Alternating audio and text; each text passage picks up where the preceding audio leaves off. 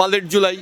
৭১ চাঁদাবাজ ধান্দাবাজের জন্য করানো হয়নি। আমাদের দেশ এখন দুই ভাগে বিভক্ত, একটা হচ্ছে গিয়ে দল আর একটা হচ্ছে গিয়ে লীগ। কেউ জুলাইয়ের পক্ষে, কেউ জুলাইয়ের বিপক্ষে।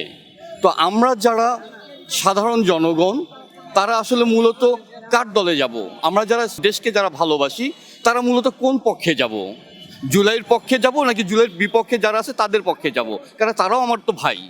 তা আমি কোন ভাইয়ের সঙ্গে আমি তো থাকবো? এটা লিখে আপনি কি বোঝাতে চাচ্ছেন? এটা আমি বুঝাইতে চাচ্ছি, এই যে ২-৩ হাজার দেশপ্রেমিক ছেলেগুলো যাদেরকে মারা হয়েছে কিংবা যাদেরকে হত্যা করা হয়েছে, এদের তো একটা স্বার্থ ছিল। এদের যে আত্মত্যাগটা, এটা যাতে কত বৃথা না যায়, এটা যাতে আমরা আজীবন মনে রাখতে পারি।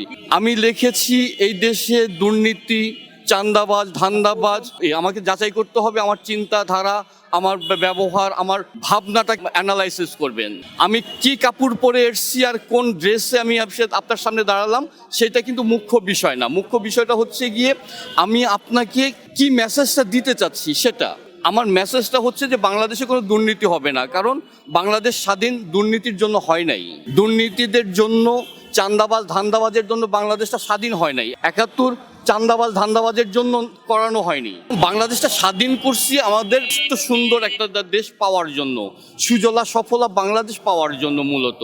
তো সেইটাই যেহেতু আমরা পাইনি, কেউ ভারত বিরোধী, কেউ হচ্ছে পাকিস্তান বিরোধী, এই যে দুই ভাগে বিভক্ত আমাদেরকে করা হচ্ছে, কিন্তু আমরা কিন্তু কেউ দেশপ্রেমিক হিসাবে আমাদেরকে কেউ দেখে না। আমরা নিজেদের মধ্যে আমরা দুইটা ভাগ হয়ে গেছি। যেমন আপনি যদি বলেন মা বড় নাকি বউ বড়, তাহলে কিন্তু এখানে পরিস্থিতি আপনাকে করবে যে কে কোন সময়ের জন্য বড়।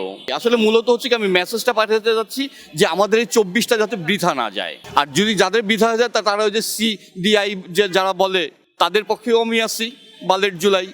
আপনি যদি CDI বলতে পারেন তাহলে আমিও তো বলতে পারি আপনারই ভাই, আমিও তো বলতে পারি বালের জুলাই। আর আপনার বিবেকে যদি না বলতে পারে, আপনি যদি ওটাকে ঘৃণার চোখে দেখেন, তাহলে আপনি অবশ্যই বলবেন যে না, ২৪টা বৃথা যেতে দেব না।